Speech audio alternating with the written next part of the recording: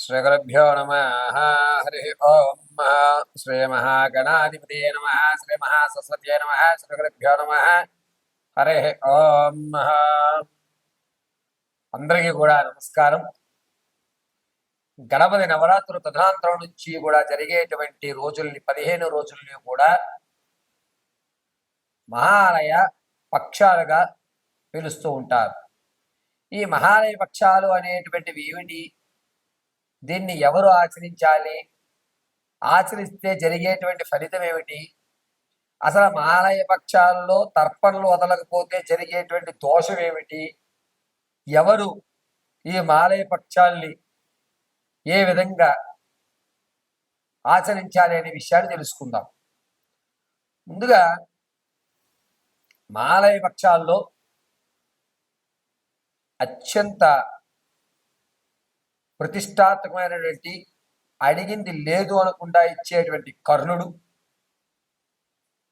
కాలం చేసి తదనంతరం యమధర్మరాజు అతనికి అన్ని ఏర్పాట్లు చేసి భోజనాది దప్పిక తీర్చుకోవడానికి నీళ్లు మాత్రం ఇవ్వలేదట. ఇవ్వకపోవడంతో ఇదేమిటిది, అన్నీ ఉన్నాయి కానీ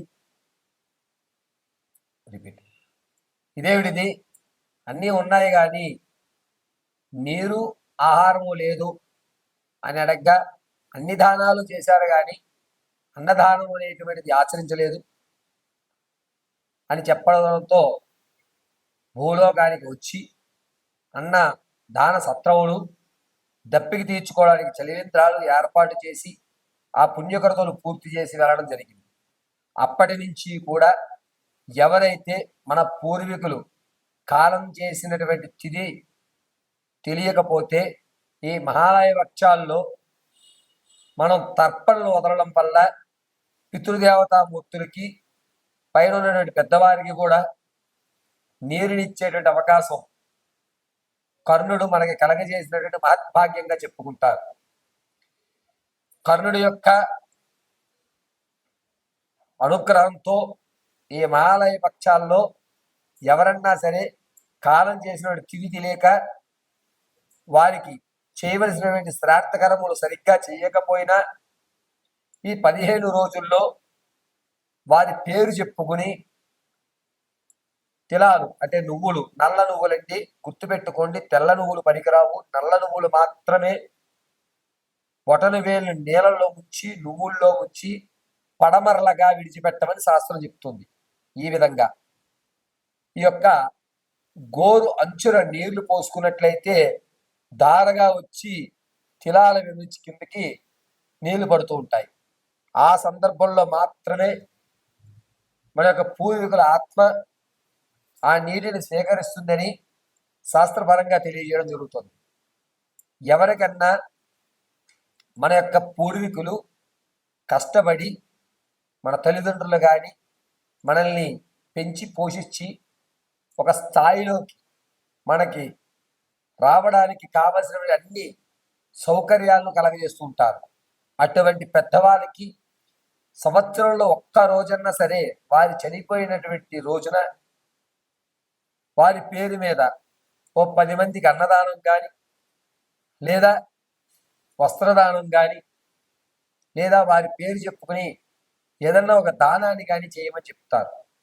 అలా చేయలేనటువంటి పక్షంలో నల్లేరుములతో నరంలో కూర్చుని చచ్చిపోవయ్యా అని చెప్పి మనుధర్మశాస్త్రంలో రాయడం జరిగింది.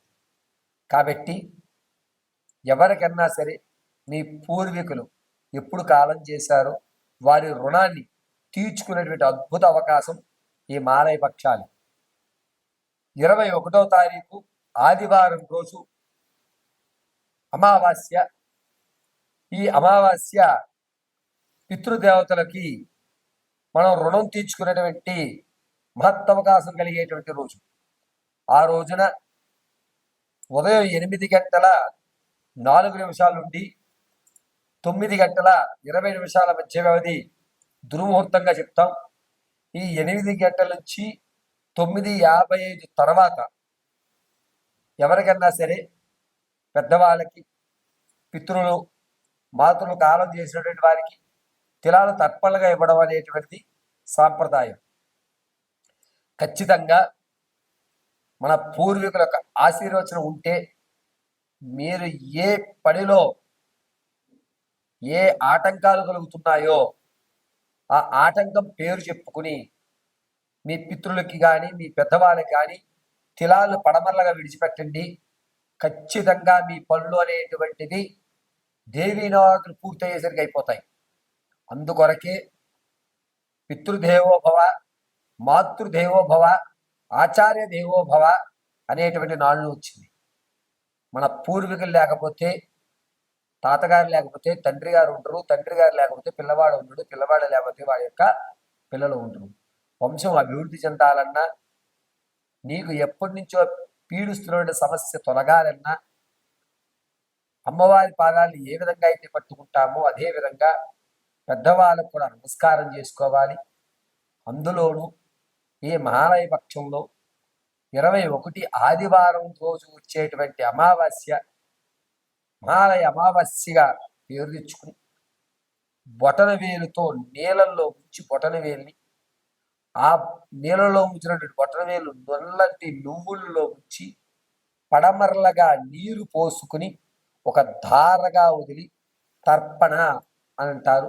ఆ విధంగా వారి యొక్క పేర్లు చెప్పుకుని తర్పణ చేయాలి. ఇంట్లో ఇద్దరు ఆడపిల్లలే ఉన్నారు, గురువు గారు వారికి వివాహం కాలేదు, మరి వాళ్ళు తర్పణ చెయ్యొచ్చా అనేటువంటి సందేహం ఉండొచ్చు. ఆడవారు ఉన్నప్పుడు తర్పణలు చేయడానికి శాస్త్ర విరుద్ధం కాబట్టి అటువంటి వారు స్వయం భాగాన్ని బ్రాహ్మడికి కానీ లేదా బాగా ఆకలిగా ఉన్న వ్యక్తికి అన్నం పెట్టి కూర్చోబెట్టి అన్నం పెట్టి అతను తృప్తిగా భోజనం చేసే అంతవరకు కూడా ఉండి మీ యొక్క పూర్వీకులకు నమస్కారం చేసుకోండి. ఇక ఇద్దరు అమ్మాయిలు ఉన్నారు మా ఇంట్లో, పెద్ద అమ్మాయికి వివాహం అయిందండి, అల్లుడుగా చెయ్యొచ్చా అనేటువంటి సందేహానికి అల్లుడు కొడుకుతో సమానం కాబట్టి ఇంటికి పెద్ద అల్లుడు తను మనస్ఫూర్తిగా నేను చేస్తానండి అంటే కనుక అంతకు మించి మహద్భాగ్యం ఉండదు. 10 సత్యనారాయణ స్వామి వ్రతాలు చేయడం కంటే ఒక యాగం చేయడం మంచిది.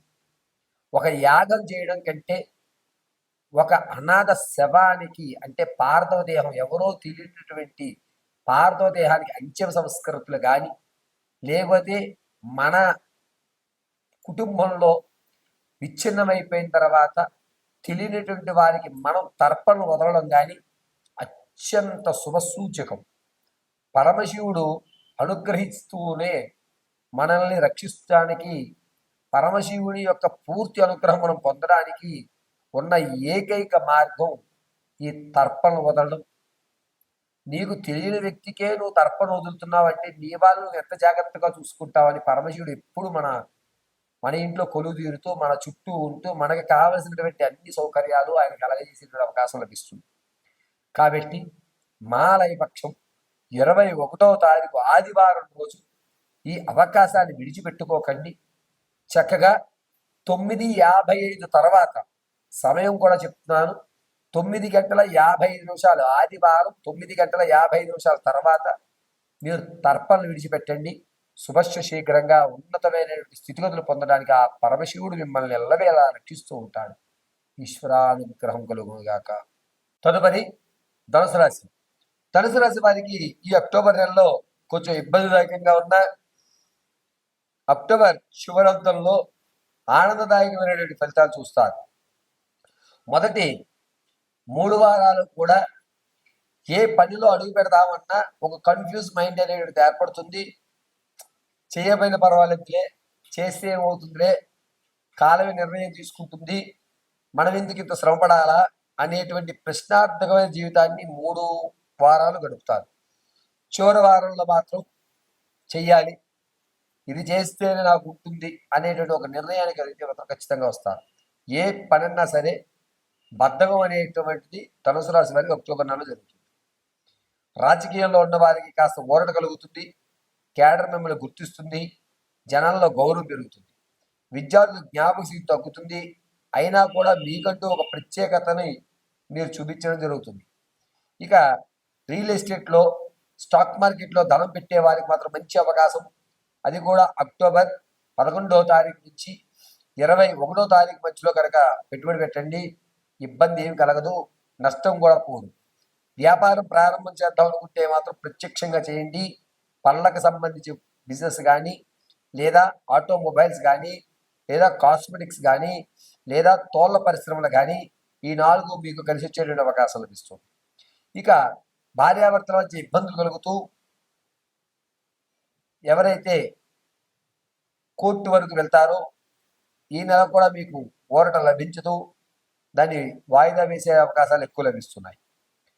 భూ సంబంధితమైనటువంటి వ్యాపారాల్లో అడుగుపెట్టడం, మీకంటూ ఒక ప్రత్యేకమైనటువంటి గుర్తింపు తెచ్చుకోవడం ఖచ్చితంగా ధనుసు రాశి వారికి ఈ నెల జరుగుతుంది. తాత ముత్తాతల నుంచి వచ్చేటువంటి ఆస్తి ఏదైతే ఉందో అది కొన్ని కారణాల వల్ల ఎక్కువ శాతం మధ్య దళారులు పర్సంటేజ్లు ఎక్కువ తిని మీకు కొద్దిగా మాత్రం అందజేస్తారు. సరేలే ఎంత వస్తే అంతేలే అని మీలో మీరు రాజీ పడేటువంటి అవకాశం లభిస్తుంది. ఇక ధనుసు రాశిలో ఉన్నటువంటి వారికి ఎప్పటి నుంచో ఈ బిజినెస్ నేను చేద్దాం అనుకుంటే కనుక ఆ బిజినెస్కి సంబంధించి అన్ని అవకాశాలు మీకు లభిస్తాయి.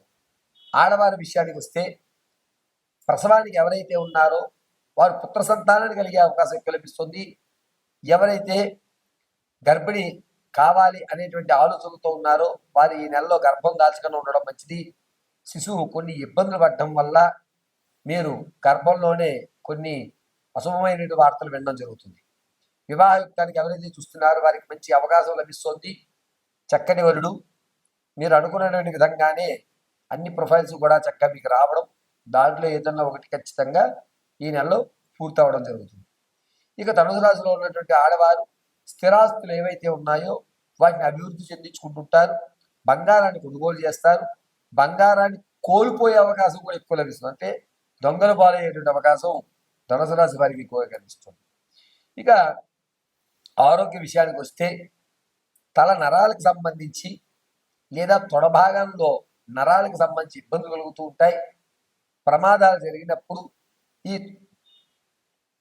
కన్ను దగ్గర నుంచి ఈ తల వరకు కూడా కొంచెం ఇబ్బంది కలిగి బ్రెయిన్లో బ్లడ్ క్లాట్ అయ్యేటువంటి అవకాశం లేదా తొడ ఎముక విరిగిపోయేటువంటి అవకాశం ఎక్కువ లభిస్తుంది.